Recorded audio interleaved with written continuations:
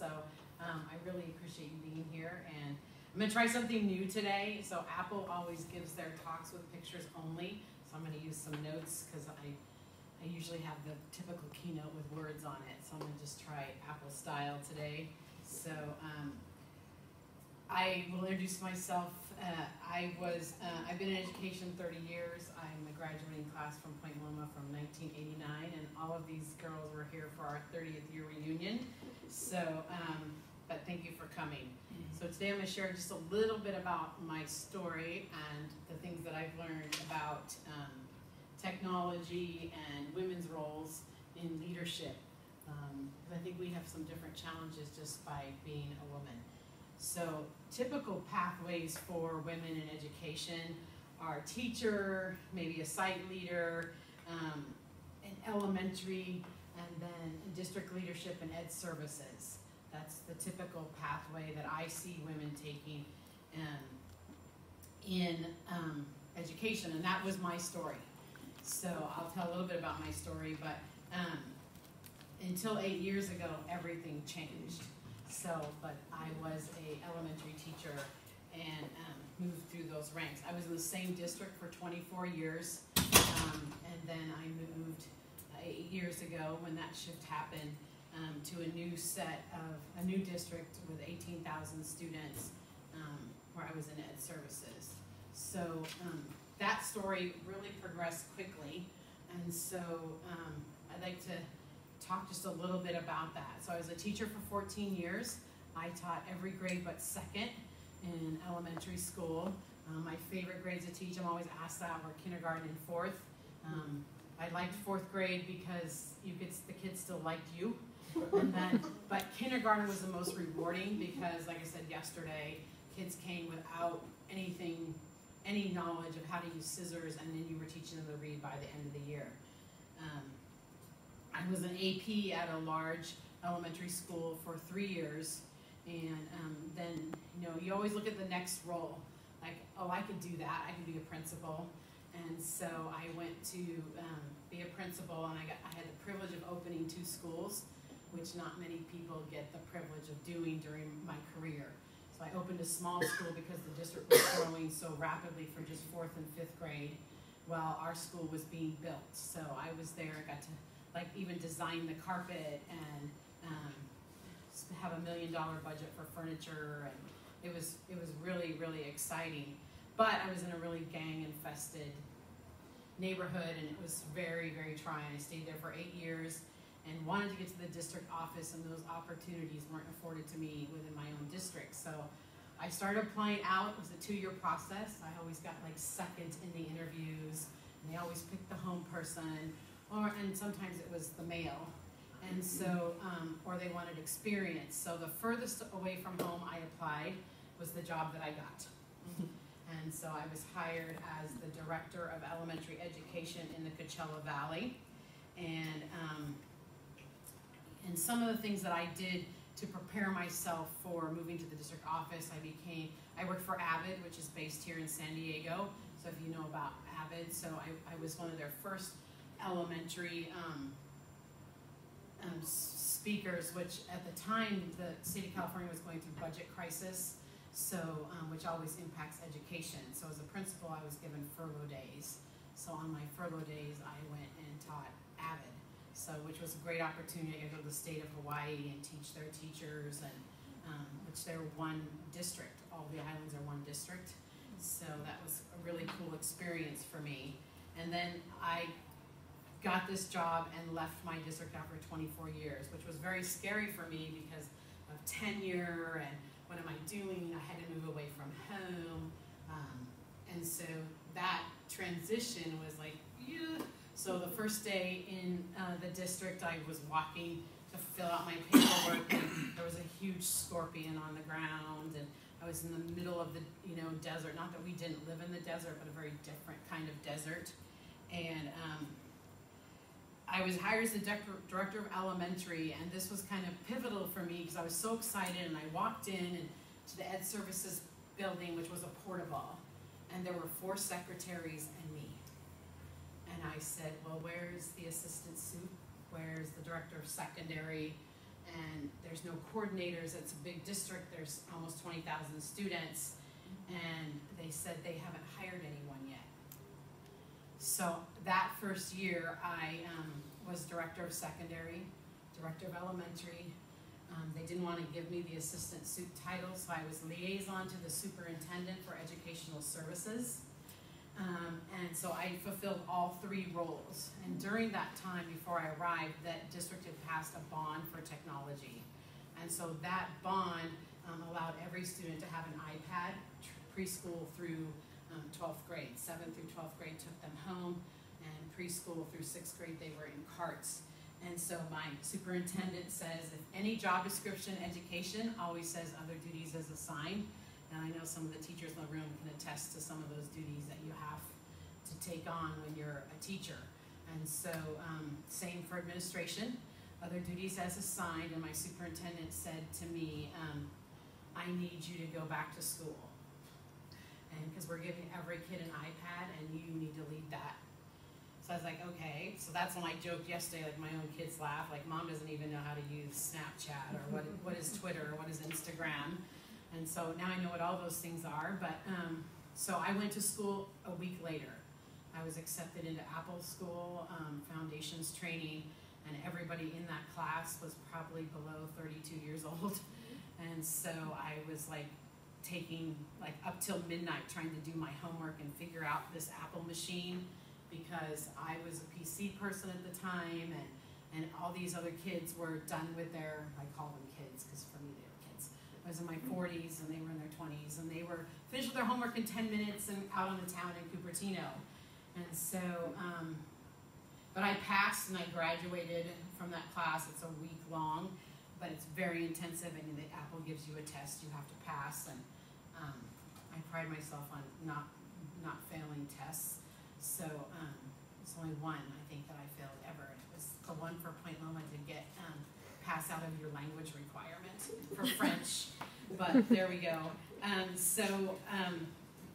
That year I was given a lot of opportunities, and there was a technology department, and typically in school districts, technology is run under the business services department, but really it needs to be run under educational services, because technology and iPads or Chromebooks, whatever you use, impacts instruction, so they need to have a good marriage. So he moved me over to director of educational technology, and then changed the role to a chief technology officer. He also sent me back to school for that, so I was in school for a year on the weekends to become a technology officer. And so I graduated from that, and again, same situation. Very few females in the CTO class. I think we had 5 out of 20. They accept 20 every year in the state of California. It's through SEPA, which just changed their name to SITE. And so I went to school on the weekends and passed that class. And that was another situation where, like, here's a kindergarten teacher learning technology, and all these really smart, like engineering, nerdy technology people, were in the class, and like hardly anyone spoke to me. But by the end of class, I was making relationships, because I really believe it's all about relationships with these folks, and was nominated graduation speaker. And so that was just kind of really very exciting. And so during the iPad rollout for all the students, Apple wasn't very helpful at the time. I mean, they were helpful, but they didn't have all the systems in place, such as a learning management system and how we roll out devices. They had to be individually touched. So we were charged with rolling out 10,000 iPads in 30 days. And so we physically had to touch every iPad. They don't do that now. They have all these services, and it's all over the air and Wi-Fi.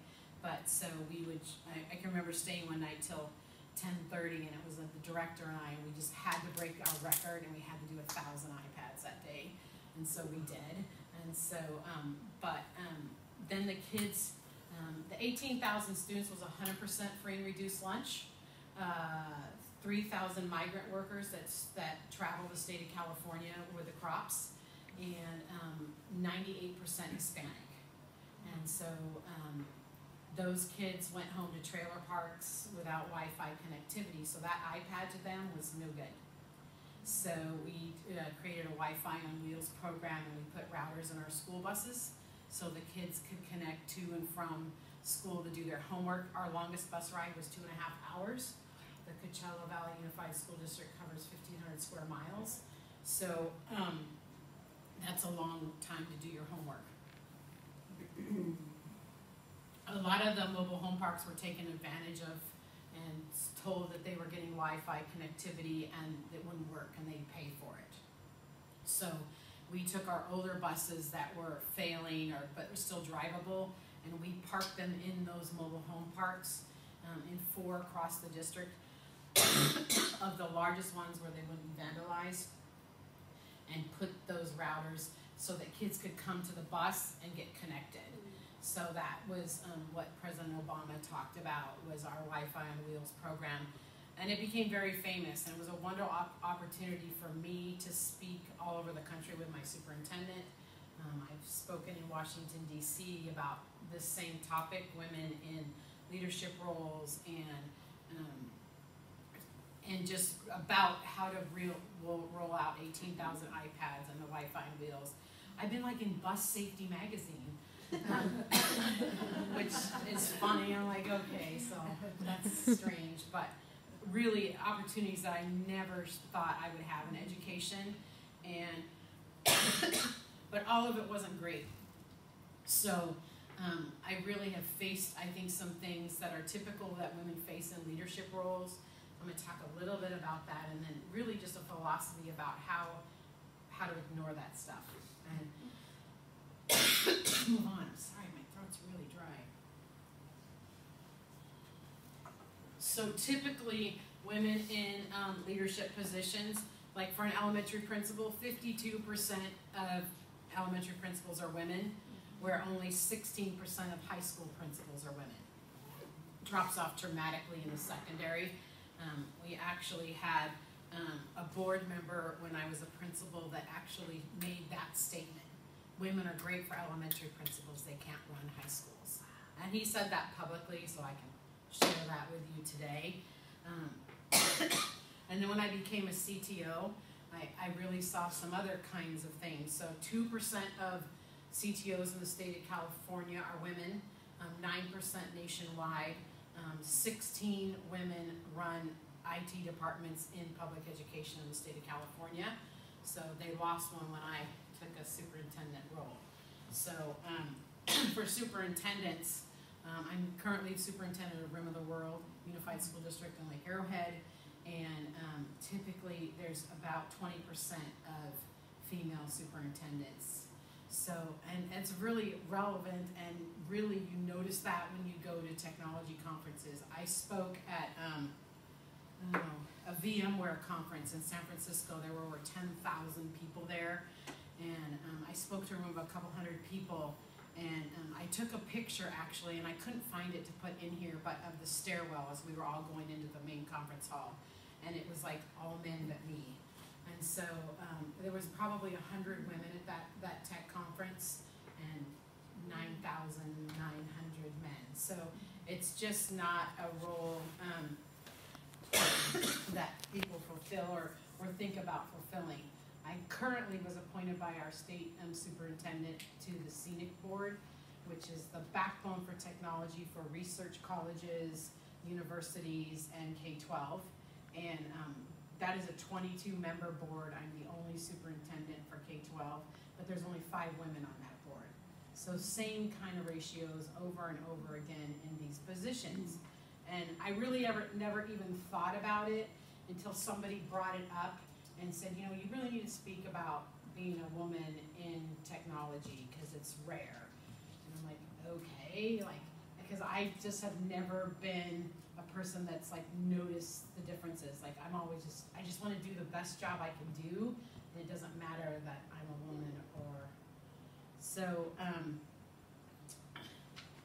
With those statistics there, and I got to be thinking about like the discrimination, I guess that you would say that I faced, and so and I didn't really realize like that I was facing it because I just kind of blow it off, to be perfectly honest about it.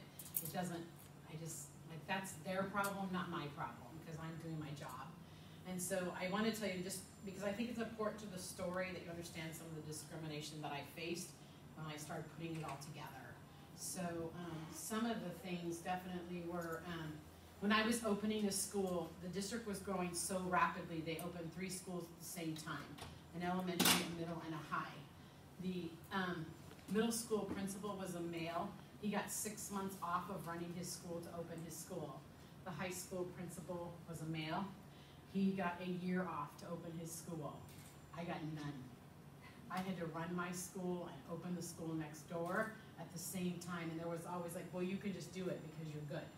So there's a disadvantage sometimes, I think, of being a perfectionist or being good at your job.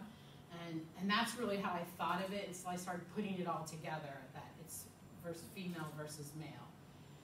And that was really the first time that I really saw that kind of discrimination in public education. The glass of the water, I did have a boss. I was at a cabinet level position at the time who would be in a situation just like this, and he'd have me go fetch his water in the middle of a presentation in front of everyone. When we were somewhere, I would have to get his meals and bring them to him if it was a buffet line. And so I never thought about it, but I was with a colleague who was my principal when I was an AP, and he's now a CTO in Utah. So we ended up at the same conference in Washington, D.C., and he says, Michelle, why are you getting his food? And I just said, oh, well, it's what he wants me to do. He's my boss, you know. And so I would just get his food, and so get him water. And I had to do that in a large crowd one time in front of a lot of people, and it was really embarrassing, but I did it, because you're not going to say no in a crowd. And I probably should have confronted that. I've had men call me honey in speaking to me, and that was pretty recent in my current role. And so, and it just stands out more at the board meeting when I was given the position of cabinet level position in Coachella. I wasn't allowed to sit at the dais. So typically cabinet members sit at the dais, and so I had to sit in the audience, and I had a whole section of the board agenda. But every time something came up, I had to stand up and speak to that, and it was so embarrassing.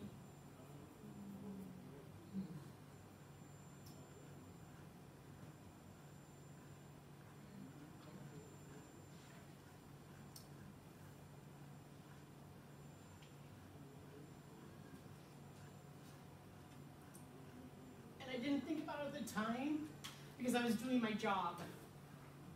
And when that particular person left, I talked to a board member, and I said, you know, I was told that I couldn't sit up there because I was a white female. And by my boss, and he said, you can't sit up there. And she said, no, it was because it was too crowded, because it was a 7-member board instead of a 5-member board like I have. And it was just, I went believing that for years because that's what he told me.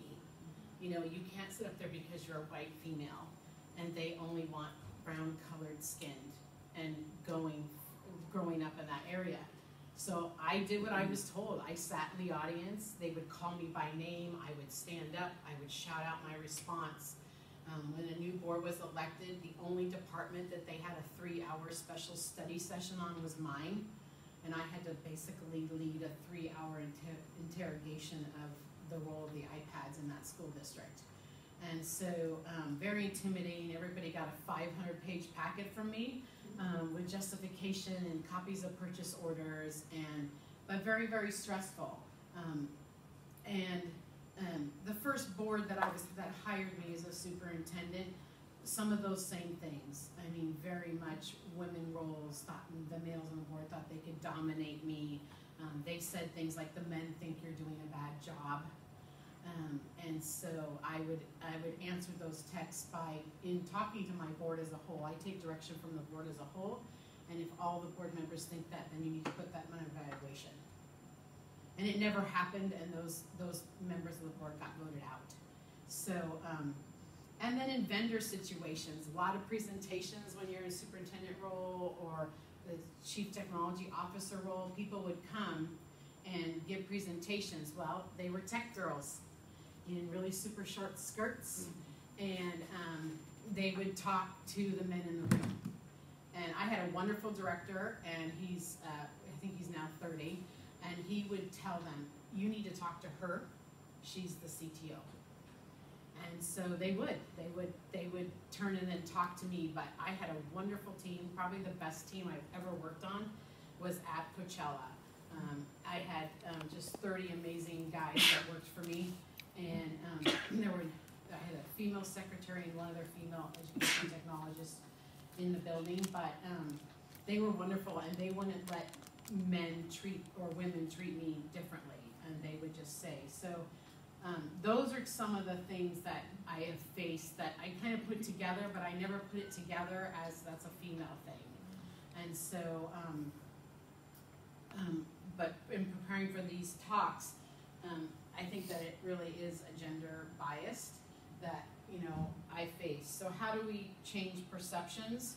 So this is really about like being your best you and letting that not bother you. Obviously it showed a little bit of bothering me right now, but it's because I'm putting it all together. But in every department I've led, I've had initial meetings with every employee. Even as a superintendent, I met with everyone in the building. And there are people in that building, so I've never been to the superintendent's office. And we are a small building. We have 18 employees at the district office. And I had a little questionnaire, like tell me about your job, tell me about the strengths of your job, and what can I do to support you. And I interviewed every employee. And same with the technology department, because that was all new to me. Like I was a teacher, and so I didn't know even how to use my phone. And so I interviewed every single one of those guys. What are your strengths in your job? What do you wish was different about your job? And how can I support you in your role? And I think those initial meetings with people, one-to-one, and I need to learn from you, and I really had to learn from them when I was going to CTO school, because I didn't understand the difference between a router and a server and an access point. To me, that was just, that's how it works. I mean, that's how in the universe and we get connected. And so I think that was a big thing that I've always done in my career that has really helped me in every department or school district that I've led. The use of Strengths Quest. Now I saw something on campus that said like a Strengths Office or something, so I don't know, they use Strengths Quest here or Strengths Finder. I've done that. I actually, when I worked at Azusa Pacific University, I was trained by Don Clifton. He is the author of Strengths Quest. He has since passed away, but so I had that training. So every staff I've ever had, including the teaching staff, we did Strengths Quest. And so I think that's just getting to know people, how they work, who works well together, who works good on a team, who doesn't work good on a team. And it's a lot of ahas, like, oh, that's why that person doesn't work well on a team, or that's why that person is the life of the party when we have an event. Or so the use of Strengths Quest has really impacted my work. In fact, I made my school board take it a year ago. And so my school board has taken Strengths Quest and has asked for more training on that. So in working together, I have a new board now, and that board is awesome. So that is part of the reason that I felt that I could stay longer. And that's probably a lot of the reasons why other superintendents didn't stay there, because of that particular board. I always believe, like I said yesterday, being the lead learner, and that I try to read books and go to conferences, and not only speak at conferences, I go to sessions. And so modeling that, you know, going back to school, going to Apple. I have been to Facebook, Google, and Apple twice headquarters, and taken classes from all of them. They're amazing. On the side, if I had to pick somewhere to work, Facebook is really, really cool. But so I haven't been to the new campus in Cupertino, but really cool, innovative ideas about workspace. There's no desks, there's collaborative spaces, there's open offices, walls that are glass garage doors, so on a nice sunny day in San Francisco, you can open your wall. And so we tore our technology department apart. I'm kind of bird walking right here because it's a cool story. But we took all the walls down. We had collaborative spaces. We didn't have money for furniture, but we drilled holes in the tops of furniture and put in power. Everybody went to a backpack and a locker situation, just like we saw at Facebook and Apple, and we just opened the doors, and we loved it. And so just having that, vision that things don't have to be at a desk, you don't have to be in an office behind a closed doors, like being innovative. I always think that there has to be a focus on the why. You have to give people the why. You have to have good customer service. In a school district leadership position, our customers, 3,100 students right now, plus all of their parents and the community members. So it's about the kids ultimately and their success in learning. And it's the same whether you're a classroom teacher or a superintendent or the school secretary or the custodian. It should always focus on learning and impacting kids and making kids feel safe so that they can learn. And so modeling that lead learner, I'm giving my first in-service to our district. I think that you have to build rapport with people before they'll learn from you. So I'm giving my first in-service to our teachers in January. And I thought, well, nobody's going to sign up, and we're going to have to split the day in half and do a secondary day because there's been more people sign up than I thought. So that's pretty cool for me. I always think, too, you have to celebrate success. In the school district that I'm in and the technology department that I ran, nobody celebrated success or innovation. In the technology department, we closed shop an hour early on Fridays, and they could do anything but work. They had to work on an innovation project that would be impact students, but not part of their work requirement. And so that was really cool for them. Like at first nobody knew what to do. Like, I don't know what to do for this hour. Michelle's making us do this hour of innovation. I don't know what to do. But they still do that now that I'm gone. So that's a legacy that I've left there, is focusing on innovation. And that wasn't my idea. I stole that. All great teachers steal things from other educators. Same kind of thing. But I really believe in celebrating success. In my district, there have been no rewards. So we have a Heart for All video. That's my theme for the last 2 years. And we pick a community member, a teacher, a classified staff, or a student to celebrate. My high school kids make a video of that, and that's part of my superintendent's speech every month, is we show this video and honor them when they come. And so they're all posted on our website. I do a certificate of excellence, which they don't know about. I sneak around and somebody will tell me, hey, this teacher did something really great, or this student did something really great. And I say, great, tell me about it, and what's their favorite snack? And then I just show up in their workplace or their classroom, and I give them a pen that says, thanks for all you do, and I buy their favorite snack. And I show up in their classroom, and I make my whole cabinet do that. So I think it's really important to, praise in public and chastise in private, because that's the icky side of the job too, is doing that. Another thing that I stole from someone else at a tech conference, I live by 10 before 10.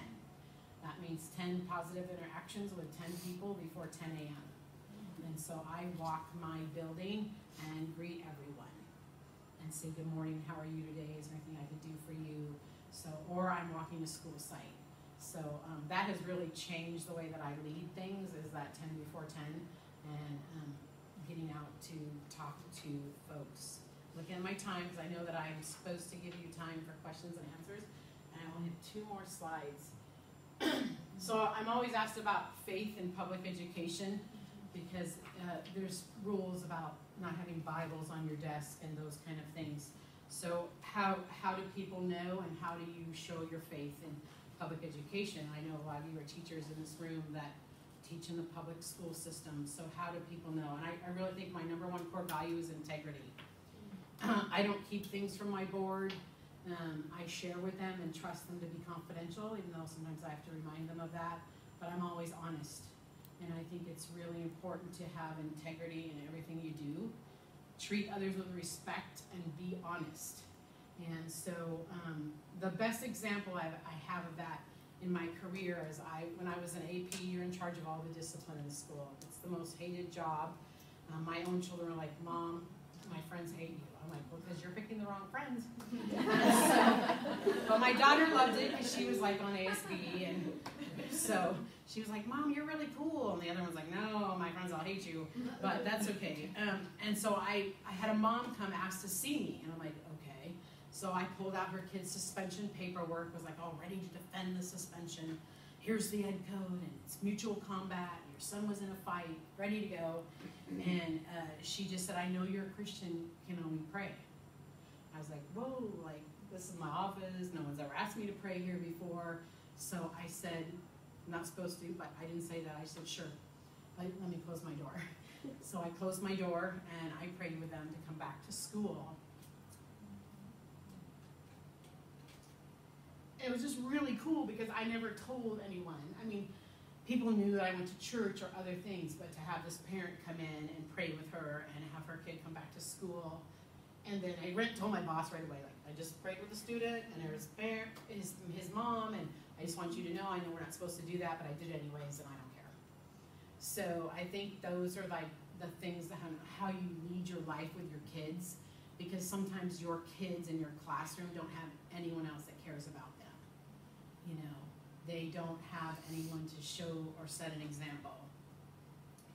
So lessons learned from all of this, and I know I've talked really fast, but I tend to do that, is that lifelong learning is key. Always have integrity in your faith in the classroom. Hire people smarter than you. It's okay to hire people smarter than you. Don't be intimidated by that. I see a lot of superintendents that won't do that. My HR person is amazing, and I totally rely on him, and I totally have a cabinet that I trust, and he knows ed code and law like that, and I just, I gotta look it up. Where's Gamut? And look it up. But I really believe in hiring people smarter than you, and women can become strong leaders in any field, including technology, if you just live by those. Like, don't let people tell you you can't do something. And don't, let people treat you that way. I really believe in karma, and let other people handle that. Just rise above it. So there you go. And I'm supposed to give time for questions if there are any.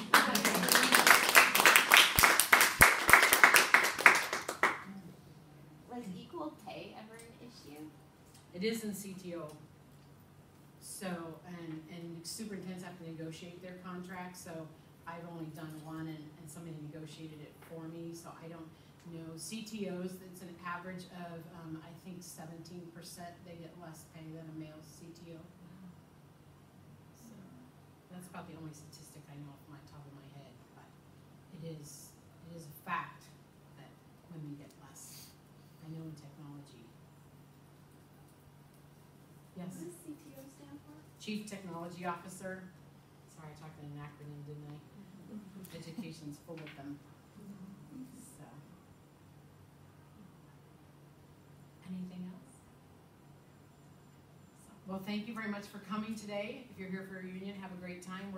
Half of us are going to our 30th year in an hour. So, yes. Thank you very much. Thank you, Dr. Holly, for being here.